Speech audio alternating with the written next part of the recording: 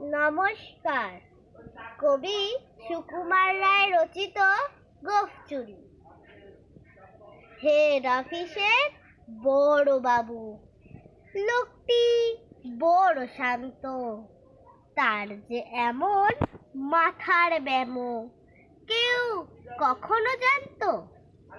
দিব্যি ছিলেন খোশ মেজাজে, চেয়ার খানি চেপে একলা বসে ঝিমঝিমিয়ে হঠাৎ গেলেন খেপে। আঁতকে উঠে হাত পা ছুড়ে চোখটি করে গোল, হঠাৎ বলিন, গেলুম গেলুম আমায় ধরে তোল।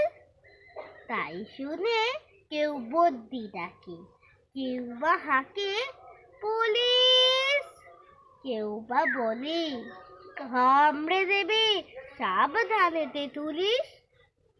ব্যস্ত সবাই, এদিক ওদিক করছে ঘোরাঘুরি।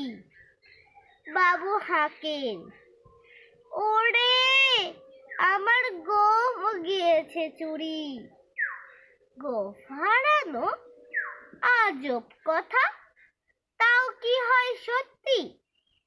গোঁফ জোড়া তো তেমনি আছে, কমেনি এক রত্তি।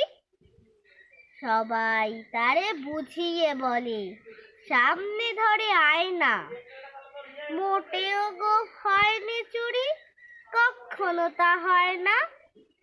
রেগে আগুন তেলে বেগুন তেড়ে বলেন তিনি, কারো কথার ধার ধারি নে, সব বেটাকেই চিনি। নোংরা ছাটা খ্যাংরা ঝাঁটা বিচ্ছিরি আর ময়লা, এমন গোঁফ তো রাখতো জানি শ্যাম বাবুদের গয়লা।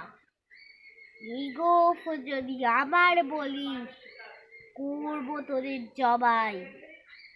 এই না বলে জরিমানা করলেন তিনি সবাই। ভীষণ রেগে বিষম খেয়ে দিলেন লিখে খাতায়, কাউকে বেশি লাই দিতে নেই, সবাই চড়ে মাথায়। আপিসের এই বাদুড়গুলো মাথায় খালি গোবর, গোঁফ জোড়া যে কোথায় গেল কেউ রাখে না খবর।